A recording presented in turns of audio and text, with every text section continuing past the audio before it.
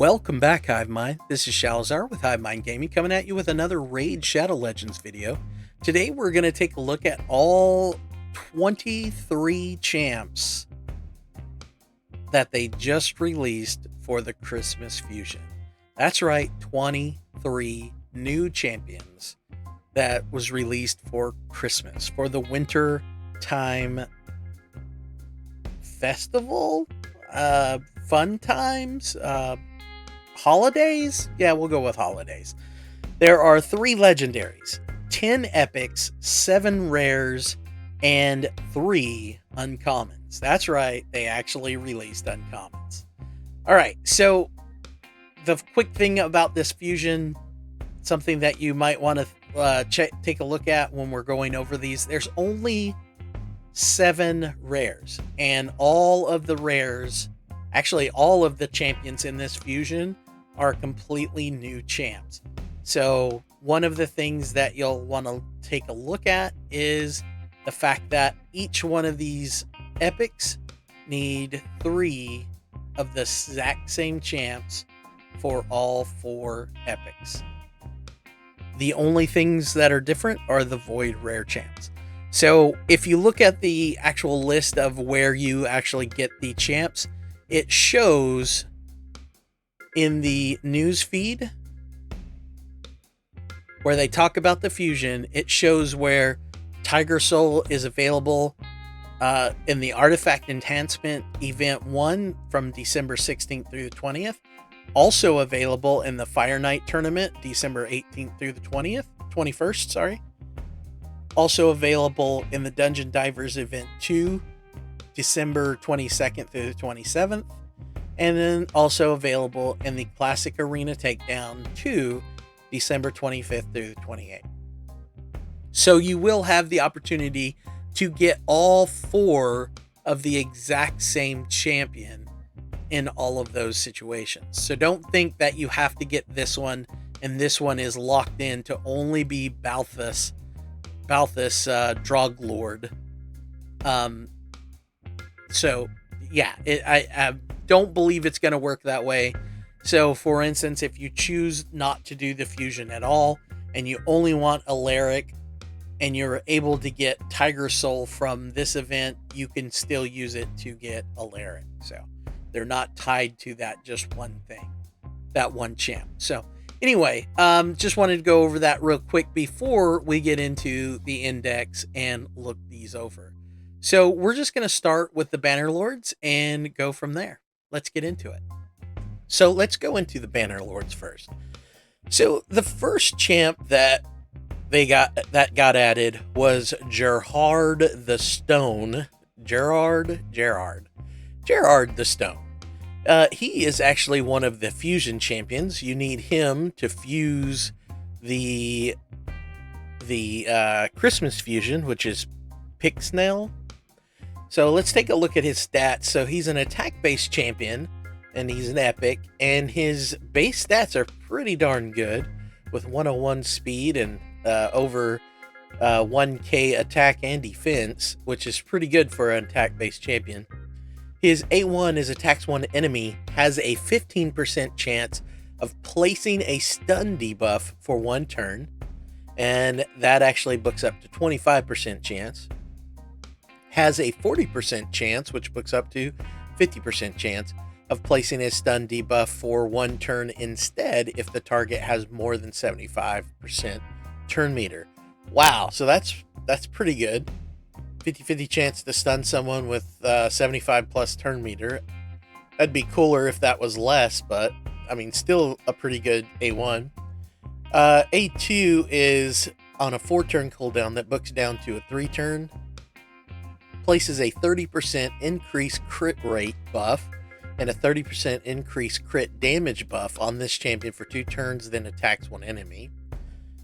It'd be better if it puts it on the whole team, but that's all right. Let's see. Will ignore 25% of the target's defense. Will ignore 50% of the target's defense instead if the target is under an increased defense buff. Wow. Wow, that's pretty strong. That is pretty strong. His A3 is on a 5-turn cooldown. The book's down to a 3. He is immune to fear, true fear, freeze, provoke, sleep, and stun. Holy crap. Yeah, that's I mean, he's a pretty solid champ. I wonder what his multipliers are. If I mean, wonder if he's going to be able to hit hard. Actually, look at the symbols on his chest piece here. Sure, that's looks very similar to the yeah. I think he was supposed to be a sacred order. Yeah, that's the sacred order symbol. I think they screwed up. Oh well. And then let's see. Then we've got an aura that increases ally resist in Doom Tower battles by 50%. So he's set up for Doom Tower with his aura. So interesting. All right. So that's pretty cool, even though they screwed up, and which makes sense because of the fact that there's already a fusion champ that's already here in the Bannerlord, so it would make sense that he would be over there in the Sacred Order. But I guess they figured Sacred Order has so many epics already, they would share the love and put him in Bannerlords. All right, next we got Alaric the Hooded. So he looks kind of neat. His face mask is kind of weird, kind of like a hockey mask, but yeah, I don't know. He looks kind of neat, all but the hockey mask. I think it just doesn't look like he has a face, because the way his neck comes up, there's no extension for a face based on where his neck is. I don't know, just looks weird. All right, so his base stats, he's an attack-based champion. His speed's okay, his defense is horrid. His attack is pretty good, and his HP is not so good. So he's going to be hard to keep alive unless he's got something in his kit that helps. His A1 is attacks one enemy, has a 30% chance of decreasing the target's turn meter by 7.5%, decreases the turn meter by a further 3% for each buff on the target. Okay, that's pretty cool. Demand Chivalry is his A2, 4-turn cooldown, books down to a 3-turn. Attacks one enemy, has a 50%, which books up to a 75% chance of removing 2 random buffs from the target before attacking.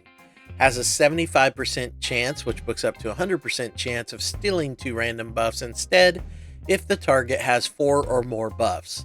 Okay, so that's cool. He's a buff stripper, but with restrictions. And then his A3, Crimson Warlord, is on a 5-turn cooldown, books down to a 4. Attacks all enemies, has a 75% chance of placing a 50% decreased attack debuff and a 50% decreased accuracy debuff on all enemies for 2 turns. I mean, books up to 100% for both of those. I don't know. He seems okay. He's going to be very hard to keep alive is the problem. Increase ally attack in faction crypts by 29%. Yeah, so I don't know. I mean, he's a decreased attack champ, which is good. But I think, and he's a buff stripper and a turn meter decreaser. I mean, he's talking to me. He's telling me all the right things. I just don't think he's going to be easy to keep alive.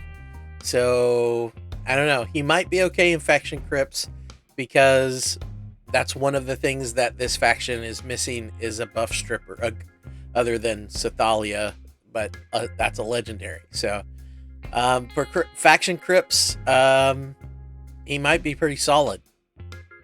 Yeah, so, I don't know. So those are the two from this faction. And then we've got, for the epics, we got a rare in this faction that's new as well. Who looks pretty cool, actually. She looks pretty solid. I dig the leather corset. That is pretty swank. Yeah, she looks cool. The daggers across the lower back, the sheaths look pretty darn cool. All right, so she's an attack-based champion. Her name is Dagger. She's a void. So her speed's really good. Her defense is horrid. Her attack is pretty good. And her HP is horrid. So her kit attacks one enemy 2 times. Each critical hit decreases the target's turn meter by 4%. So you can decrease it up to 8%. So maybe the rest of her kit makes her good. Will make her good for Fire Knight. Let's see. So her A2s on a 4-turn cooldown books down to a 3. Attacks all enemies, has a 50% chance that books up to a 75% chance of placing a decreased defense debuff. Ooh, the big one too. For 2 turns. Wow. She's a rare AoE decreased defense debuff. Oh my goodness. Too bad that doesn't book up to 100%. I guess because she's a rare. Man, that's really good for a rare, guys. Really good. Attacks one enemy, has a 50% chance of placing a 25% decrease attack. Oh, it's the small decrease attack debuff. And that books up to a 75% chance and books down to a 3-turn cooldown. Has a 50% that books up to 75% chance of placing the 50% decreased debuff instead if the target is under a decreased defense debuff. Wow, decreased defense and decreased attack. I mean, we already have Stagnite in this faction, but I guess she can be a stand-in until you get Stagnite. I mean, that's pretty solid. She's pretty solid. And she would be good in Stagnite because of her A1. Or Stagnite, sorry. Fire Knight. And then her aura is increased ally attack and faction crypts by 20%. So, wow. She not only looks cool, but I think she might be an okay champ to run if you don't have Stagnite or Tyrell for that matter. Yeah, so solid Void champ. I wish it was 100%, but a rare champ that has an AoE big decreased defense and can be a big decreased attack, that's not bad, guys. Not bad at all. All right, so the High Elves only has one extra person, and that's going to be our fusion, Christmas fusion herself, Pixnell. She's a support champ. Her defense and HP are pretty good. Her speed's really good. Well, it's okay. It's good for support. It should be better actually for support. Her attack is surprisingly high for a support. Let's get into her kit. We've already gone over this before in another video, but let's see if anything's changed. Her attack is, or her A1 is attacks one enemy, has a 30% chance of placing a Veil buff on a random ally for 1 turn. Okay. Cannot place the Veil buff on this champion. So she can place it on anyone but herself. And that books up to a 50% chance. So 50-50 chance with books. God, that's a lot of books. This chick loves to read. Alright, her A2 is on a 5-turn cooldown, books down to 3. Places a 60% increased defense buff and a 15% continuous heal buff on all allies for 2 turns.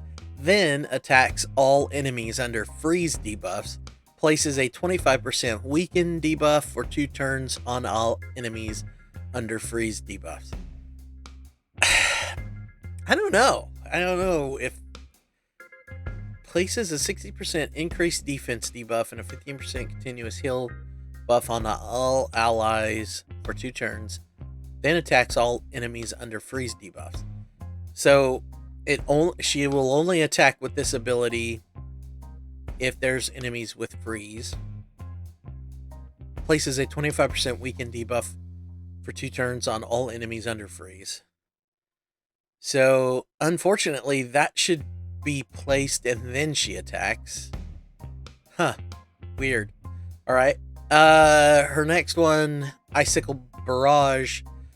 5-turn cooldown, books down to a 4-turn. And that...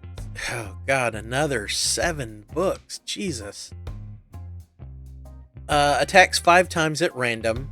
I hate random attacks. Each hit has a 30% chance of placing a freeze debuff for 1 turn. And that actually books up to a 50% chance. So, yeah. Has a 100% chance of placing a freeze debuff on enemies that receive 2 hits. Okay, so that's the reason why it's random. Yeah, so if they take two hits, then as long as you've got the accuracy, she's gonna place the debuff. All right. I don't know. Her passive, Frost Weaver. Whenever an enemy places a freeze debuff on an ally, has a 20% chance of stealing the freeze debuff and placing it on this champion instead. Has a 25% chance of filling this champion's turn meter by 25% every time they receive a freeze debuff. Has a 35% chance of removing any freeze debuff from this champion at the start of every turn. That books up to a 50% chance and a 40% chance of filling the champion's turn meter when she receives a freeze debuff. If there are multiple champions in the team with this skill, only one will activate. I don't know if that's worth it, guys. I don't know. I mean, I guess if you're, it's a 20% chance of stealing the freeze, which would book up to a 35% chance of stealing it off of someone else and putting it on her. I don't know if the whole team is frozen and you can steal the debuff and put it on her even though she's already frozen, then that would be cool. But if it doesn't work that way, then this is a stupid ability. Absolutely dumb. Increases ally resist in arena battles by 80%. Yeah. So I think this would be better if it just cleansed freeze off of everyone but her. Like if this did a cleanse, a freeze cleanse. So kind of like Vergumkar does the cleanse of all provokes. This chick if she just cleansed all freezes and then just automatically put a freeze on her because she cleansed everybody else's freeze, then that would be a worthwhile ability or passive. But because of the way it works, it's just dumb. There's just too many variables. I don't like her. I mean, I'll probably end up doing the fusion just because I've got the resources and it's a legendary. But if it wasn't for that, I don't think I would spend a dime on getting resources to get her. I think that would be a hard pass for me because I don't know. She just doesn't seem that great. She just doesn't. I mean, all the fusions in the past few months, there's been so many fusions, and other than Vergumkar, none of them have been worth a crap. And I mean, I may take a lot of flack for the Vergumcar, but I mean, sorry, Vergumcar's awesome in Doom Tower, and I told everybody he would be. And she's liable to be really good against the Frost Spider, especially at higher levels on hard mode. But I don't know. I'll probably end up getting her and deck her out and see how she does in the spider, but I don't know. She just very underwhelming. Very, very underwhelming. Alright, so the Sacred Order. Again, our other boy, Gerard, or whatever his name is, should be a Sacred Order. But I guess because they have so many Magic Affinity already, they didn't want to put another Magic Affinity here in the Sacred Order. Or maybe he's just a turncoat. Yeah, maybe that's it. Maybe he's a turncoat and became a traitor. Alright, so the next guy is Inquisitor Shamel. Now, this guy was actually leaked a long time ago. He's actually in one of my old videos where he was leaked. And he looks pretty cool. He actually he looks smooth, really. I dig it. All right, so his kit, his speed is pretty good. He is an attack-based champion, so his speed's really good for attack-based. His defense is a little low, but I mean, survivable, I guess. His attack's okay, and his HP is okay. His A1 is attacks one enemy has a 50% chance, which books up to a 75% chance of decreasing the duration of a random buff on the target by 1 turn. Counterattacks with this skill each time an enemy places a debuff on an ally. That's actually really cool. These counterattacks will only deal 50% of the normal damage and cannot be critical. That's not cool. Alright, so the counterattack is really cool. The caveat of it only deals 50% of the normal damage and cannot be critical is not so cool. That's kind of lame, actually. So he's an epic. If this was a rare, then I would be like, oh, okay, that makes sense. This is not a rare. This is an epic. Give him his full damage. That's dumb. All right. His A3 is on a 3-turn cool, or sorry, A2 is on a 3-turn cooldown. Attacks one enemy 3 times. Will ignore 25% of the target's defense. That's good. Will ignore a further 25% of the target's defense for each buff on this champion. Wow. So three buffs, and he's ignoring 100% of the target's defense. Places a True Fear debuff on all enemies for 1 turn if this attack kills an enemy. Wow. That's solid. That's a solid Cal the Horrors. Interesting name for an ability. But that's a solid ability and on a 3-turn cooldown too. So yeah, this guy might be solid. Let's see what his passive does. Each critical hit fills this champion's turn meter by 7.5%. That's awesome. Whenever an ally receives a fear or a true fear debuff, this skill will instantly remove the debuff and fill the ally's turn meter by 15%. Alright, so he's solid. Yeah, that's a really good passive. That's a really good passive. And he is not part of the fusion. That sucks that he's not part of the fusion.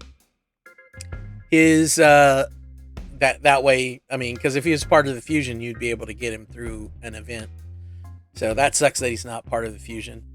Increases ally accuracy in Doom Tower battles by 60.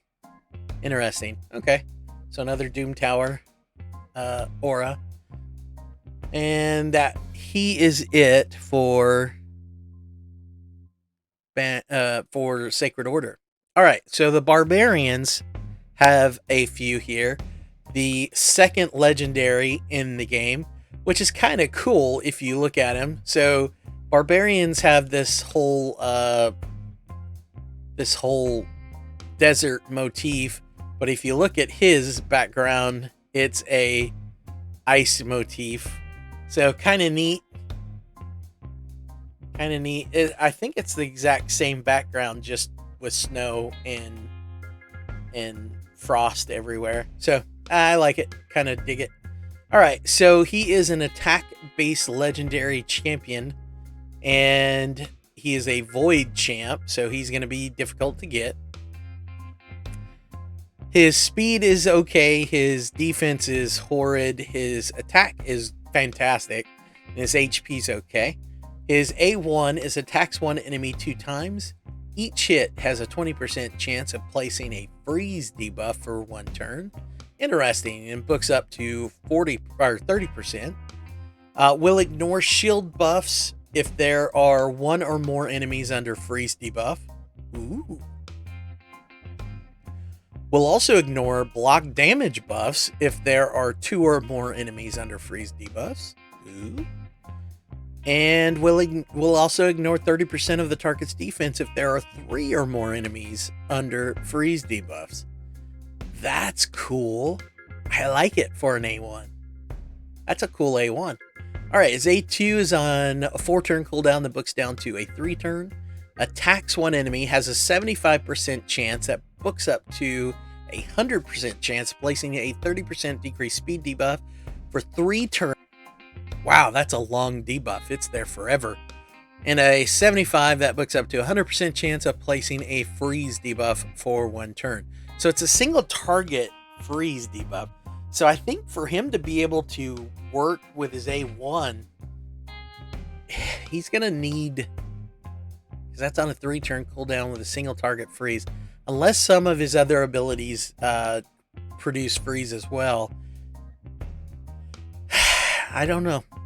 It just, for him to be completely viable, he's going to need another freezer, another person that freezes to be viable.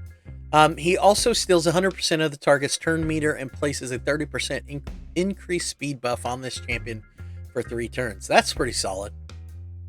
That's pretty solid. All right, his A3 is on a 5-turn cooldown, books down to a 4. Glaciate.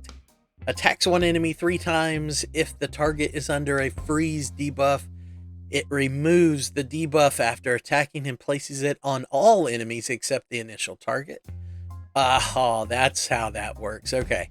Will also attack all enemies except the initial target after the 3rd hit.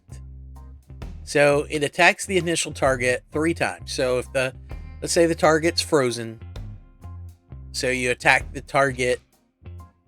Well, that'd be good in Spider, probably. If one of the Spiderlings is frozen, you attack that Spiderling. It attacks it 3 times. It removes the freeze, puts freeze on everybody else, obviously, except for the big spider, but all the little Spiderlings. And if they're all frozen, then yeah. Or, I mean, sorry, if they're all HP burned, then all of them would tick and not actually attack any targets. The freeze debuff will be placed on all other enemies, even if the initial target dies before their freeze debuff is removed. Okay, so in that example, if the Spiderling dies on the first hit, he would still remove the freeze, and freeze everyone else, and then attack everyone else as well. So I would assume that he still attacks anyway. Will also attack all enemies except the initial target after the 3rd hit. So maybe not. So maybe you got to get through the 3rd hit to attack everybody else. Interesting ability. All right, his passive is on a 5-turn cooldown. Lord of Ice. There's a passive and active part. The passive is decreases the damage this champion receives by 10% and increases the damage this champion inflicts by 10% if there are 1 or more enemies under freeze debuffs. Okay. Increases this champion's speed by 15 and resist by 50 if there are 2 or more enemies under freeze debuffs. Huh. Wow. And then in the active effect, places an unkillable buff on this champion for 2 turns whenever there are 3 enemies under freeze debuffs. Wow. I mean, that's an interesting champion. That is interesting. I'm not sure.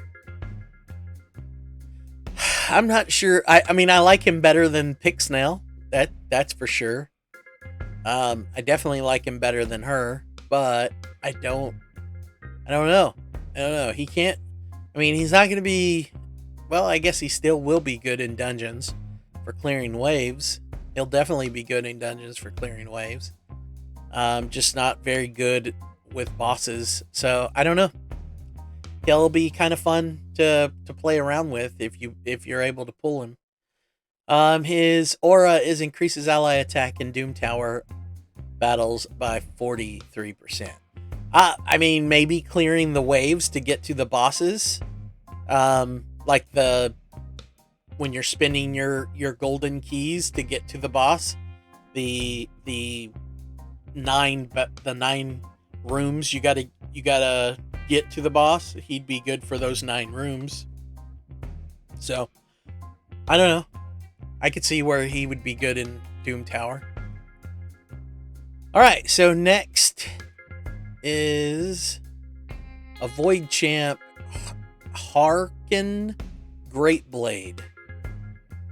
Looks like she's just a reskin of one of the others. Woad painted, I think. So let's see. Her speed is meh. Her defense is horrid for an attack champ. Her attack is actually pretty good for a void or for a epic, and her HP is bad. So she's gonna be hard to keep alive. Her A1 is attacks one enemy, places an extra hit if this attack is critical. Okay. Boring.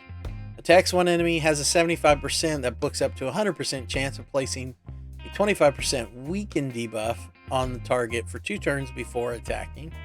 Okay, that's not horrid. Her A3 is on a 5-turn cooldown, books down to a 4. Attacks one enemy, applies a debuff spread effect, taking 2 random debuffs from the target and placing them on all enemies. Also extends the duration of those debuffs by 2 turns. Will not extend the duration of debuffs on the initial target. So, unfortunately, I was thinking, okay, well, I was thinking, not unfortunately, I was thinking as I was reading that this is going to be cool. This is an epic champion that is going to do the work that Vizier, like a budget Vizier. But the last sentence completely blows that out of the water. Will not extend the duration of debuffs on the initial target. That just sucks. Absolutely sucks. Why do they have to do that? Why can't they let her just be a budget Vizier? That way people that don't have Vizier have someone that can kind of do the job that he does, which is extends the duration of debuffs. That's annoying. That's very annoying. All right, and then her aura increases ally attack in Doom Tower battles by 32%. So, yeah, that's very, very annoying. All right, the third champ, which is also a reskin, is an attack-based rare Tiger Soul. And let's see, speed is meh. Defense is pretty good for an attack-based champ. Attack is okay, and HP is, wow, really low. Her A1 is attacks one enemy, has a 40% chance of placing a 5% poison debuff for 2 turns. That actually books up to a 60%. And man, she needs books. This chick really knows how to read. Wow, look at those books. All right, so her A2 is on a 4-turn cooldown. Attacks one enemy, has a 75% chance, which books up to a 100% chance of placing a 15% weaken debuff, so the small weaken, for 2 turns. And then her A3 is on a 6-turn cooldown, books down to a 3-turn, places a block debuffs buff and a 60% increased defense buff on this champion for 2 turns. So that sucks that it's just her that it places that on. I mean, this chick sucks. I mean, she's absolutely horrid. I hate to say that, but she's just bad. She's just bad. I mean, what, 6, 7, 8? 8 books on her A1. 3, 6, 8 books on her A2. And 3 on... Jesus, man. 19 books. 19! That's ridiculous, Polarium. Absolutely freaking ridiculous. Let's go into the 4th one. It is an uncommon Sandbow. I don't know if anyone really cares. He actually has a pretty big attack for an uncommon. His speed is okay for an uncommon. His defense is horrid, but he's an attack-based champion, so it makes sense. His A1 is just attacks 1 enemy, and his A2 is attacks 1 enemy 2 times. Each hit has a 15% chance, which books up to a 25 or 30% chance of placing a 15% weakened debuff for 2 turns. Almost as good as the one we just read. So, yeah, how embarrassing. How embarrassing for Polarium to do that. All right, so next we've got the Ogren tribe. We've got the Grinch himself, Grunch Killjoy. He is a support-based champion. His speed is really good. His defense is pretty good. His attack is okay, but I don't think we care about his attack. His HP is okay. His A1 is attacks 1 enemy, has a 40% chance of placing a block buffs debuff for 1 turn. I mean, books up to what? 65% chance? Yeah, 65% chance. I don't know. That could be kind of cool. I mean, A1 that puts block buffs. I mean, he's definitely not going to be a clan boss champion. All right, his A2 is attacks all enemies. So it's on a 5-turn cooldown, books down to 4. Has a 50% chance of placing a bomb debuff that detonates after 1 turn. So it's a 50% chance that books up to a 70% chance of placing a bomb debuff. And it's AoE, so it's not horrible. Extra damage is extra damage. His A3 is on a 6-turn cooldown that books down to a 4-turn. It removes all debuffs from all allies, then places 1 15% continuous heal buff for 1 turn on each ally for every debuff removed from them. Wow. So if someone has a bunch of debuffs, then,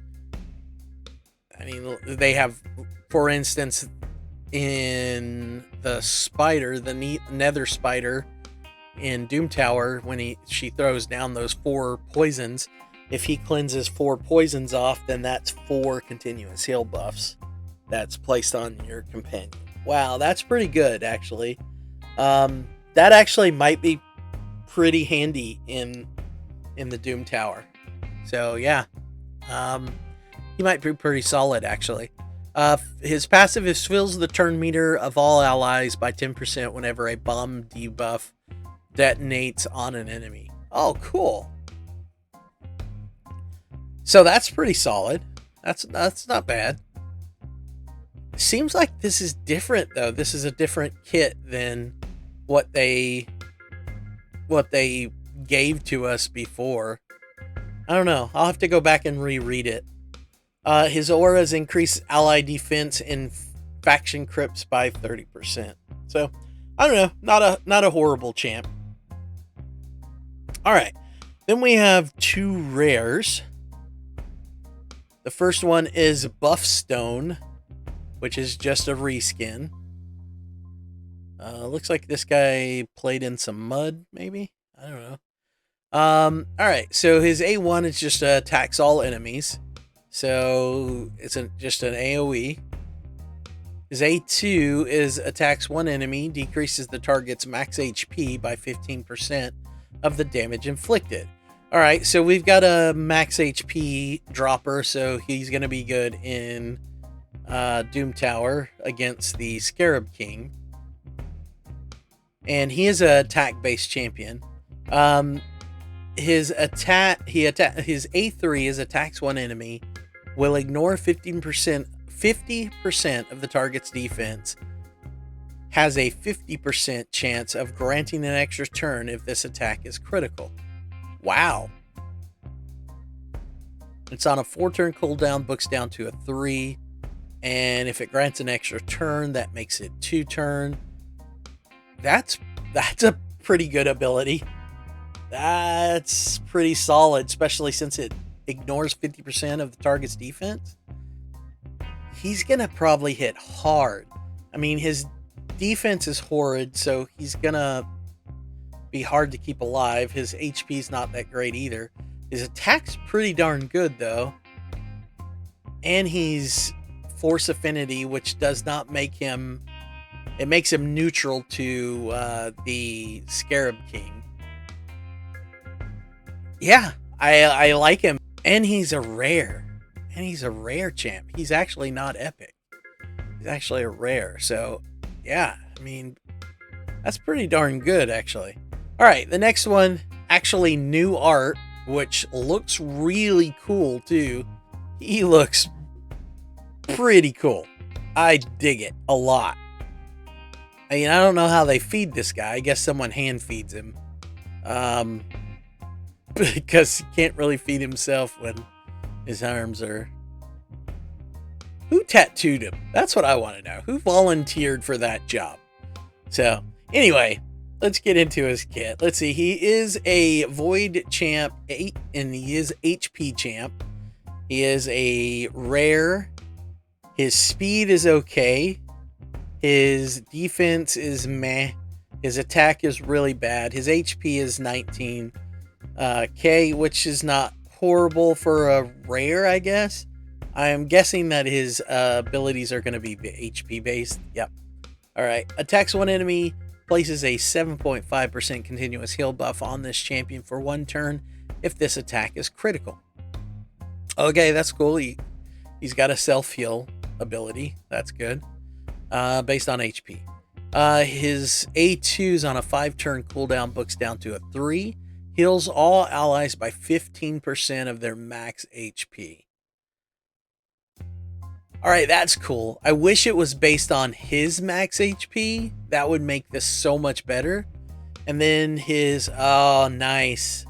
The thing that this faction was missing. It's on a 7-turn cooldown, books down to a 5, revives a dead ally with 50% HP and 50% turn meter. So, nice. So, yeah, they absolutely needed this guy for Faction Wars.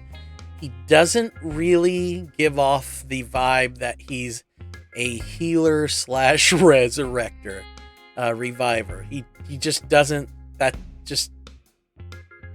And he's HP. He's an HP champ, which is exactly what you need for Faction Wars. That's cool. That is cool.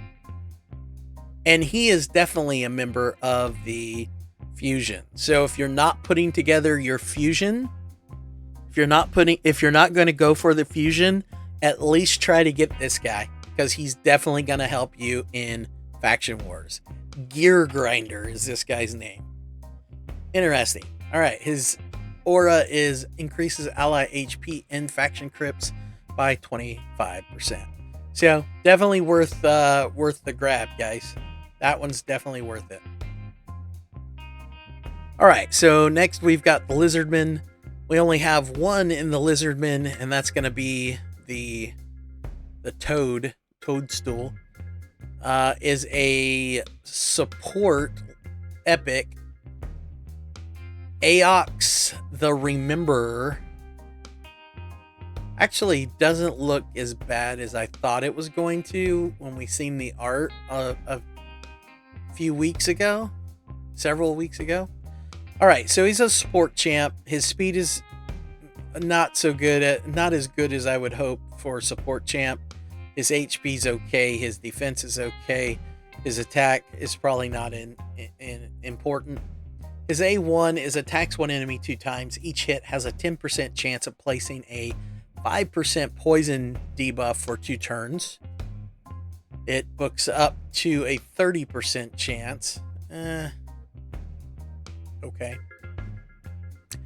His A2 is on a 4-turn cooldown, books down to a 3-turn, attacks one enemy, heals all allies by 10% of their max HP.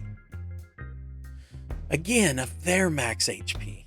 Heals each ally by an extra 2.5% for each debuff on the target. Oh, well, that's pretty cool. That could be a pretty strong heal. His A3 is on a 4-turn cooldown, books down to a 3. Places a 50% decreased attack debuff. That's the big decreased attack. On all enemies for 2 turns. Ooh. AoE decreased attack.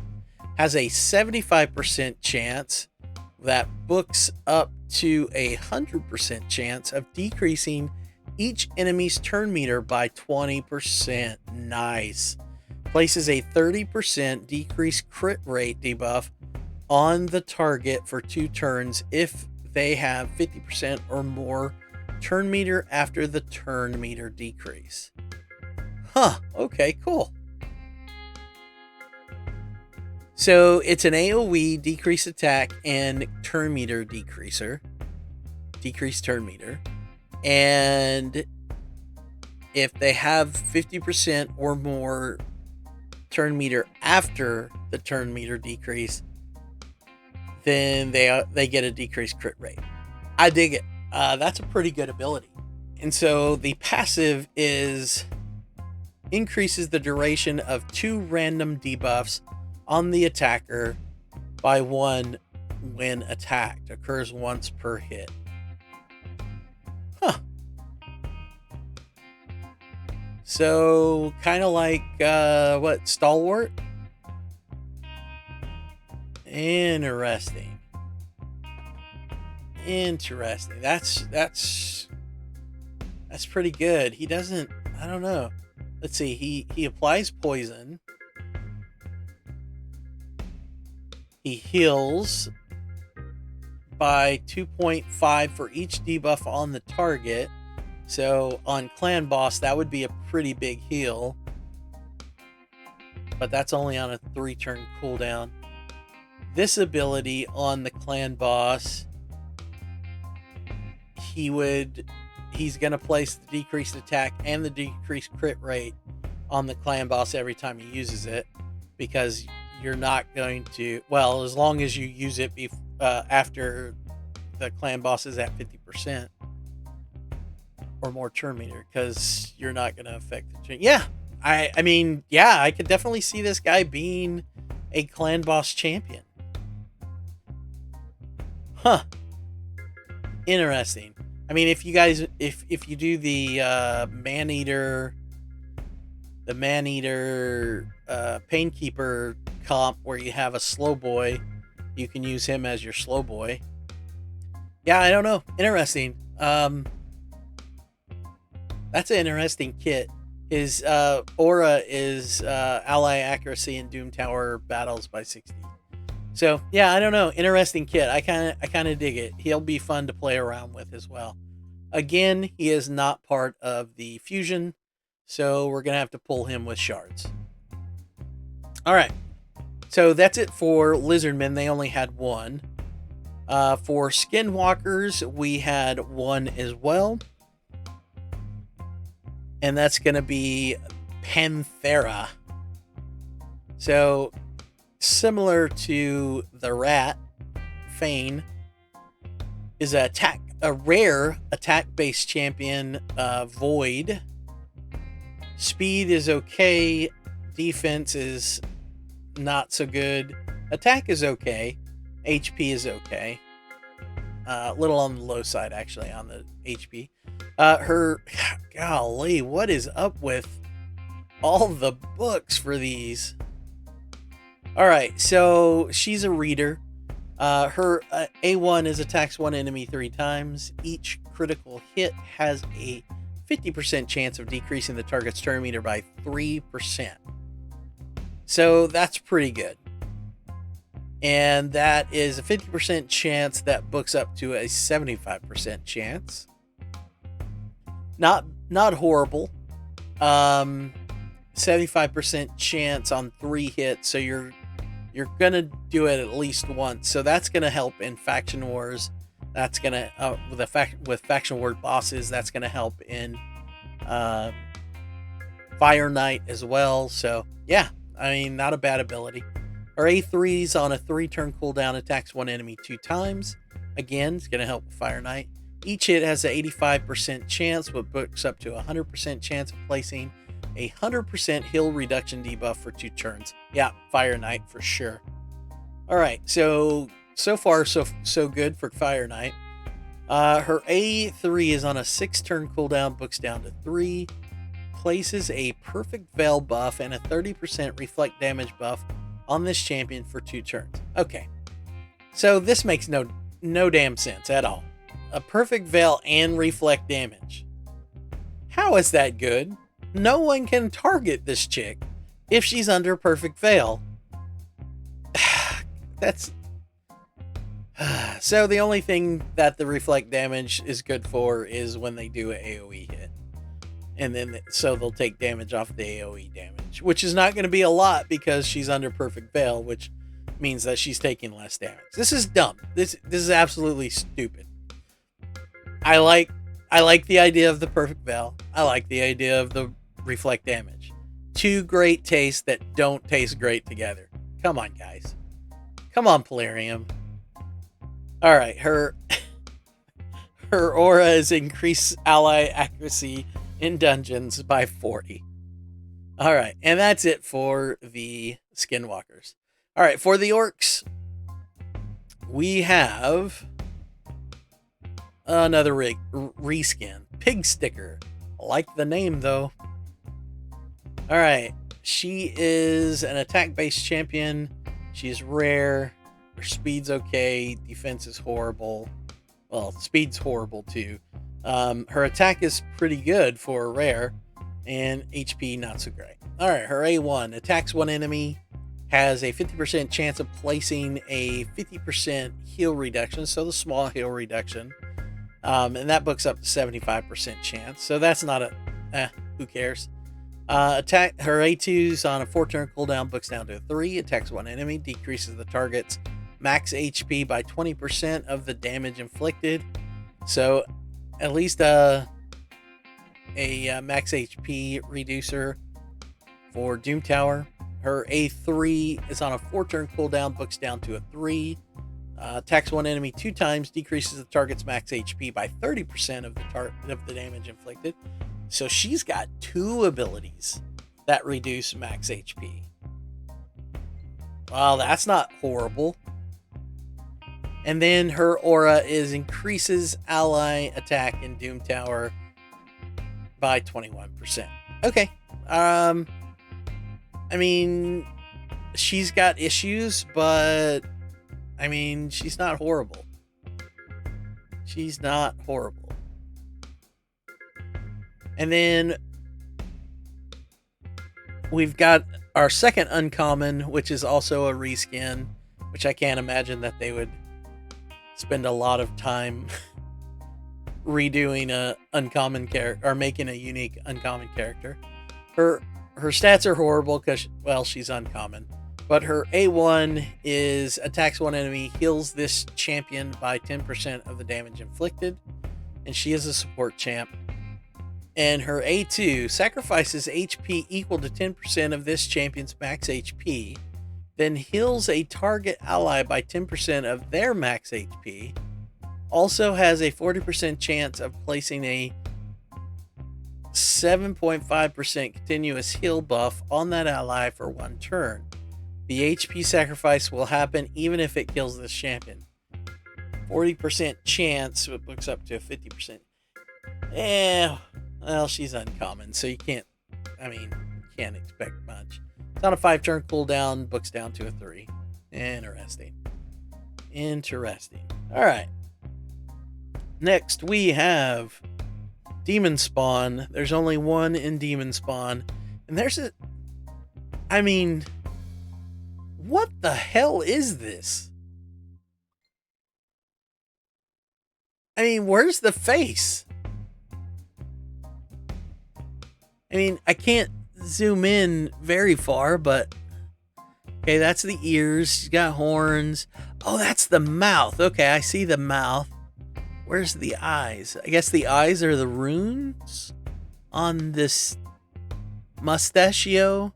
I don't know. What a absolutely weird. Other than the face, everything else looks kind of neat. I kind of dig the strange wings like things. It's got a tail, and I like the outfit. I don't know. She looks kind of cool except for the headpiece. I don't get what they were going for there. So we'll just move on. All right, so it is a epic support champion. The speed is a little low and by a little, I mean a lot low for a support champ. Defense is okay. Attack is okay, but probably not important. And HP is okay. So yeah, the stats aren't great for support champ.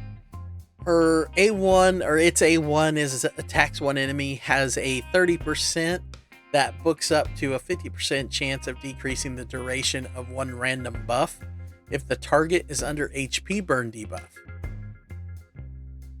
Also has a 30% chance of decreasing the target's turn meter by 15% if they are under a freeze debuff. Interesting. So, like Tormund, it's going to do better things as long as they have HP burn and freeze. And this is Achak the Windaren. Alright, A2 is on a 5-turn cooldown, books down to a 4-turn cooldown, places a block debuffs buff on all allies for 1 turn, and a 25% strengthen buff on all allies for 2 turns. Alright, her A3 is on a 5-turn cooldown that books down to a 3-turn cooldown, and it's an attacks all enemies. Has a 70% that books up to a 90% chance of placing a freeze debuff for 1 turn on enemies whose attack is higher than their defense. Has a 70% that books up to a 90% of placing a HP burn debuff for 1 turn on enemies whose defense is equal to or higher than their attack. Huh. Interesting. And it's attacks all enemies. That's pretty good. I don't mind that. So something's gonna happen. They're either getting freeze or HP burn. Well, a 90% chance. That sucks that it doesn't go up to 100% on those. Its passive heals all allies by 5% of their max HP every time an enemy under HP burn debuff gets a turn. Fills the turn meter of all allies by 10% every time an enemy under freeze debuff gets a turn. Wow. Okay, I kind of like her.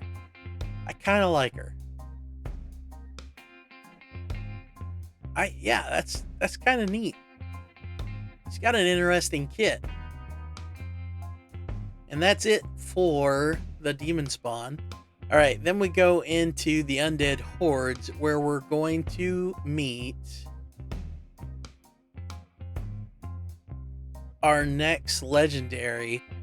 I love the look of this guy. I want to read fluff about this guy. I want to read the story behind this guy. He just looks cool. An undead legionnaire is what he looks like. That just looks cool. Absolutely awesome. Awesome art. They have outdone themselves here. I think it's just sweet. Absolutely sweet looking. Nekret the Great. All right. So he is a defense-based champ. That's the first defense-based champ that we've seen out of this group. With the undead hordes, he is a void legendary. His speed is meh, okay. His defense is good. His attack is not so good, but that's probably because he doesn't need it. And his HP is pretty good. All right, so his A1 is attacks one enemy 3 times. Each hit has a 20% chance of placing a 50% decreased attack debuff for 1 turn. So decrease attack, the big decrease attack on his A1, and it books up to a 30% chance on 3 hits. This effect cannot be resisted. Oh, wow. So they... wow. So 30% chance to land it, and it can't be resisted. Holy crap. That is good. All right. His A2 is on a 5-turn, books down to 4-turn cooldown. Teams up with allies to attack one enemy. Oh, so it's a team up ability. All allies under ally protection buffs placed by this champion will join the attack. Oh, okay, so it's got stipulations. Allies joining the attack will use their default skills. All right, so he's going to place a ally protect on his friends, and anyone that still has it by the time he does this ability will become an attacker with him. All right, grants an extra turn if this attack does not kill the target. Huh, okay. That's pretty cool.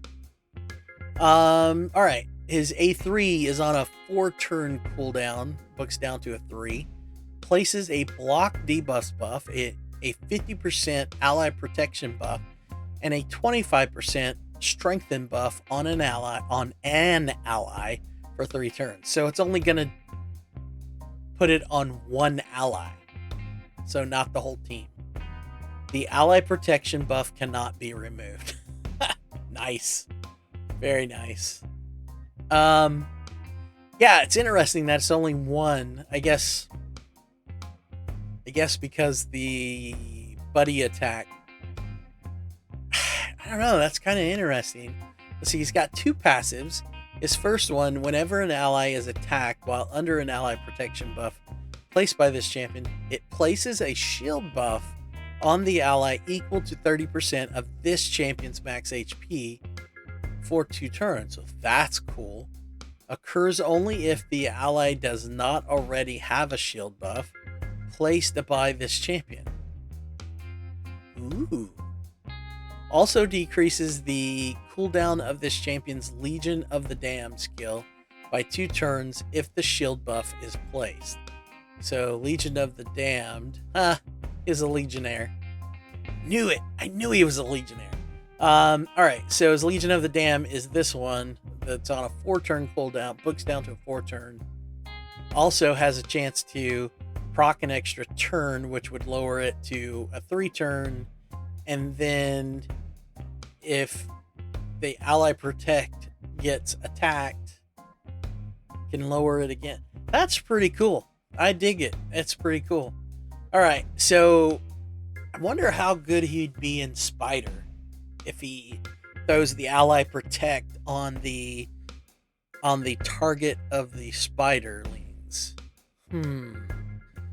He's gonna be fun to play with. All right, his second passive is Arise My Minions. Places a block debuffs buff and a 25% strengthen buff for 3 turns on the ally with the lowest max HP at the start of each round. Also places a 50% ally protect buff on them for 6 turns. Holy crap, and it can't be removed. So at the start of every turn, at the start of every round, he places an ally protect buff for 6 turns that can't be removed. Wow, that's strong. Holy crap. So the block debuffs and the strength then gets put on there as well. Holy crap. When I read the name, I was thinking, oh, cool, this dude's going to resurrect someone. No. That is crazy. This guy is strong. Crazy strong. Increases ally resist in all battles by 60. I think 80 is the max right now. Wow. So that's pretty gross. All right, so our next champ that is been added for, and this is part of the fusion, is Balthus Droglord. So looks pretty cool. He looks like he should have been a part of that that samurai group that never made it to creation. Looks like another undead samurai. Anyway, he is a defense-based champ. Okay, so another defense-based champ, which makes sense since he's got dual shields, because, you know, why wouldn't you fight with 2 shields instead of a sword and a shield? Anyway, I guess the spikes on the shield is the weapon. Anyway, his speed is okay. His defense is pretty good. Probably doesn't need attack, and his HP is pretty good. All right, his kit. Attacks one enemy, has a 30% chance of placing a 50% decreased attack debuff for 2 turns. Okay. Another decreased attack on the A1, and that books up to 40% chance. His A2, as attacks all enemies, has a 75% chance. That books up to 100% chance of placing a 30% decreased crit rate debuff for 2 turns, and it's based on defense. It's on a 4-turn cooldown, books down to a 3-turn cooldown.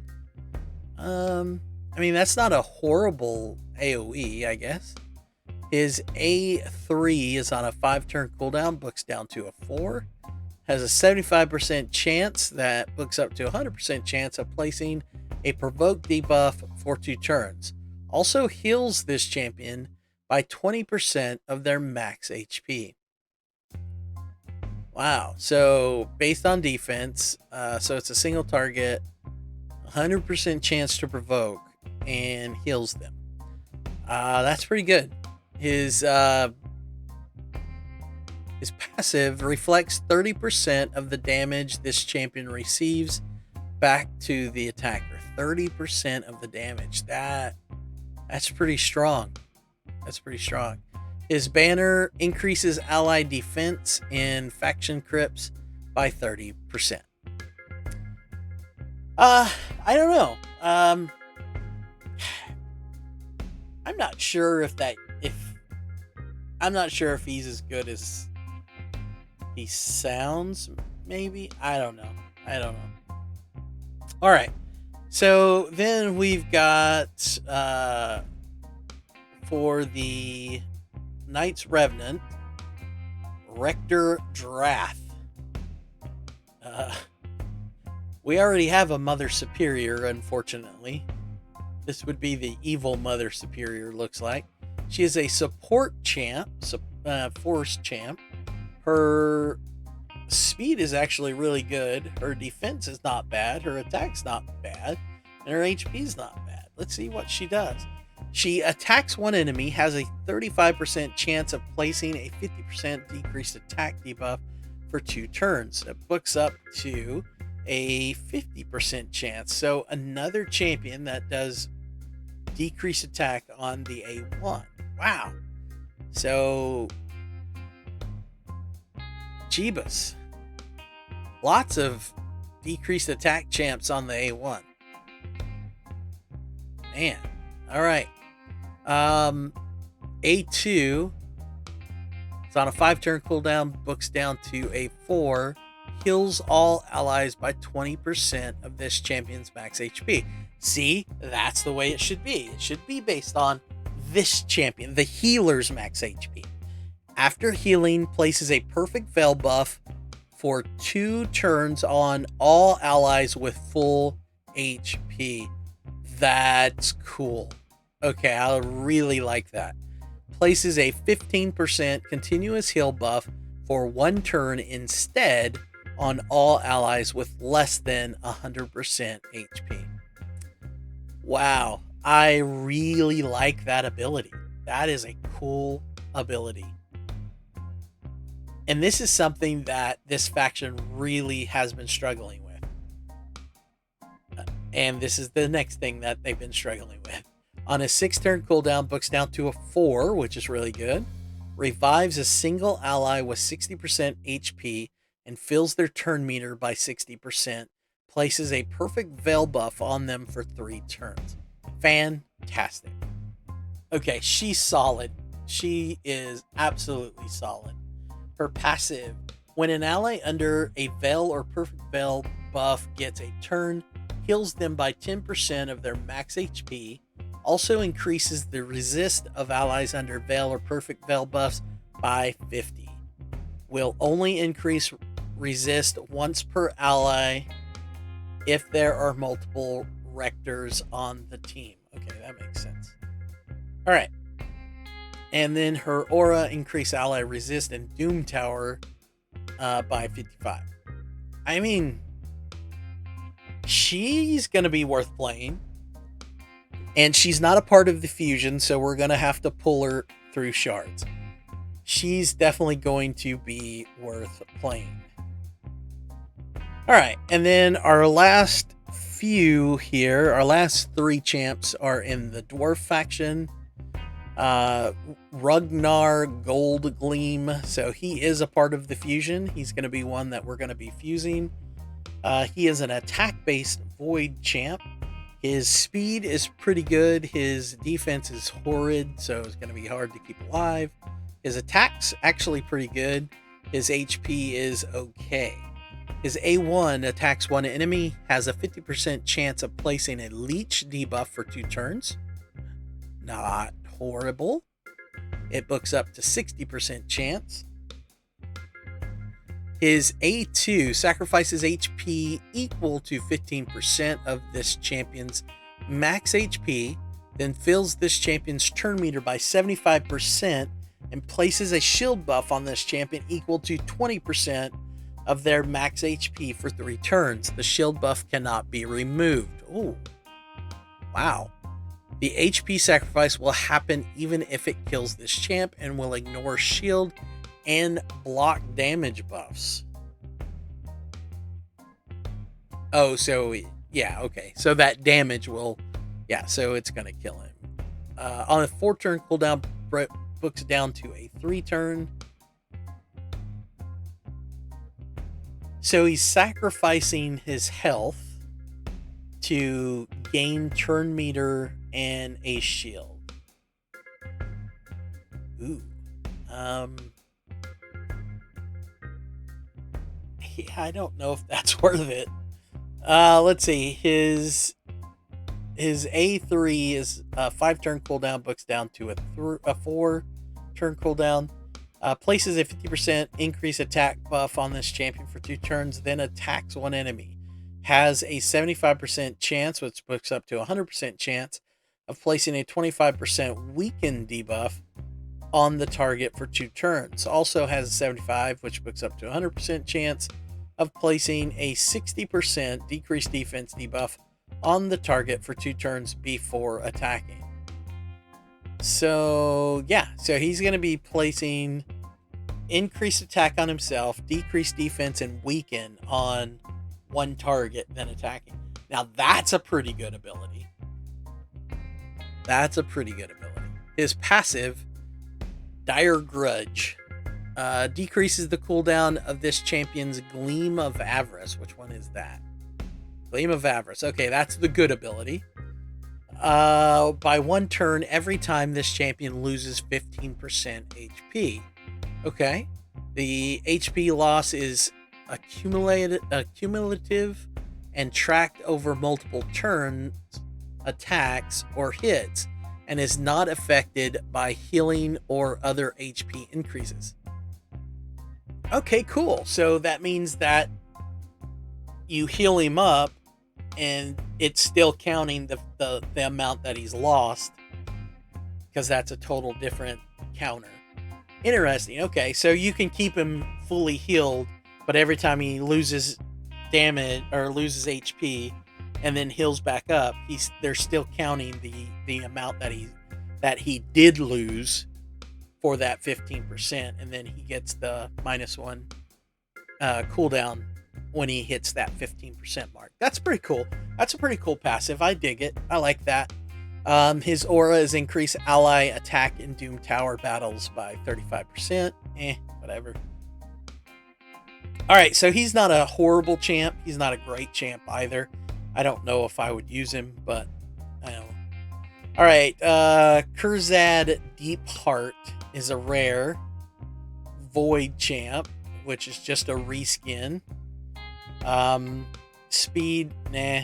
Defense, nah. Attack is okay, and HP, nah. Alright, his A1 is attacks one enemy, places an extra hit if the attack is critical. The extra hit places a 30% decreased speed debuff for 2 turns.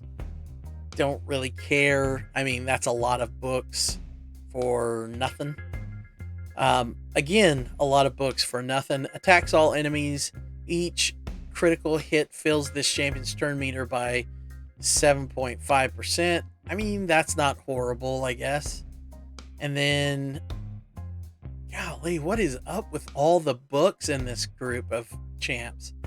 It's on a 3-turn cooldown, places a 50% increased accuracy buff on all allies for 2 turns, then attacks all enemies. Has a 75% chance that books up to a 100% chance of placing a 30% decreased defense debuff for 2 turns. I mean, if that was a 60% decreased defense, the big one, then maybe, but I guess it probably wouldn't be a 100% chance to do it if it was the big decreased defense. I don't know. He's okay. He's okay. He's not... He's just... Yeah, I don't know.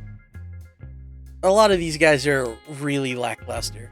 I mean, for Void, well, I don't know. I guess he's not bad. I guess he's just not bad.